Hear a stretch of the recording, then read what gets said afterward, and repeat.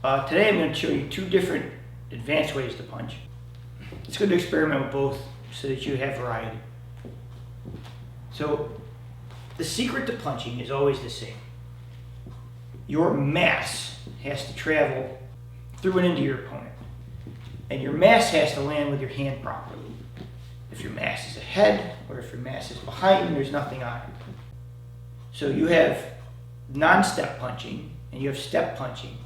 So if you're close, if you just go like this and hit a guy, or even if you just try and swing your hip, there's not a lot of power on that.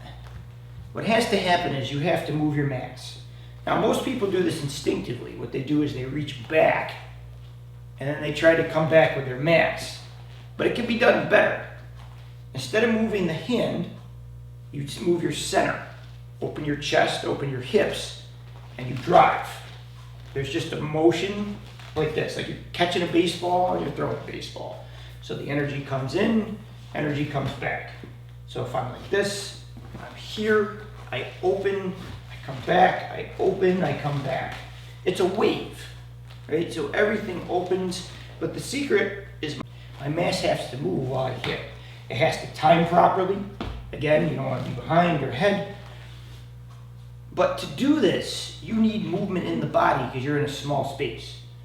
So your hips have to open, your chest has to open, and everything has to be like you're shooting an arrow, right? It opens up, and boom, you uncoil. You coil, you uncoil, you just fire. That's great when you're not moving and he's not moving. What happens is a lot of times is both people are moving. The more people move, the smaller it has to get because you have less time. So what happens is if I hit him on a step, it's different. What I mean by that is most people, what they do is they step and they plod and they stop. And then they do exactly what we were just doing before. They stop, they use the body, they unload.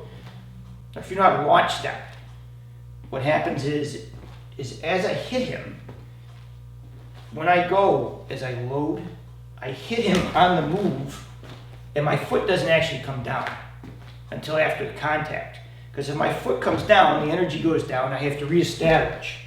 But if I just go bang like this, it comes through with all my weight. So you gotta envision, I'm just going boom like this through him with all my mass. There has to be an explosion on it, don't get me wrong. You can't just run into them. That comes from the hands and the fingers, but you don't wanna put the foot down. You cannot do bigger motions when things are really tight and fast. Like if he comes at me, and I'm like this, like it destroys my punch. If he comes at me, it's boom, right there. The hand comes out, launch. Now, the question I always get is where do you get the power for that? Because you know where the power comes from. It's like throwing a baseball. You know, you just open up and use your mass to generate the power, but with this, it's much smaller. Well, the reason you can get away with this, you have other elements involved. If we're stationary, both of us, I have to dig into the ground to gain energy. Now, if I launch at him, just from my sheer launching my mass, it creates power. And then, if he comes at me, you have two people coming and you create more power. It magnifies, right?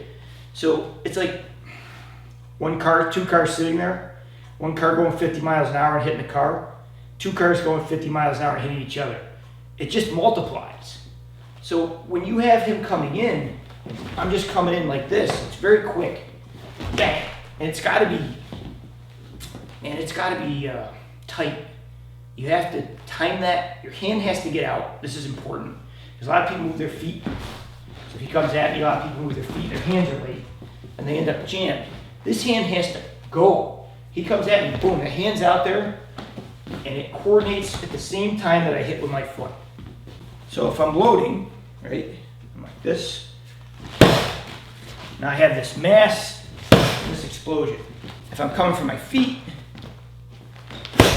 it's just like a real explosive burst from my legs and that mass transferring through. But you'll notice the second one's significantly smaller. It has to be smaller. You have less time. The faster someone's coming at you, the faster you're coming at them, the less time you have to get that out. If you try to make a motion in the middle of that, you're always going to be late. So what you got to feel, it's so important, is this hand has to get right out. Very important this hand gets out. And you just want to shoot through. It's got to be small. But when you do this, make sure you don't land, stop and do this because you've negated all the power. The point is you're a projectile. You're going through them. If you plant and stop, you got nothing on it. Please check out my new channel, The Karate Man. Link is below. And as always, thanks for watching.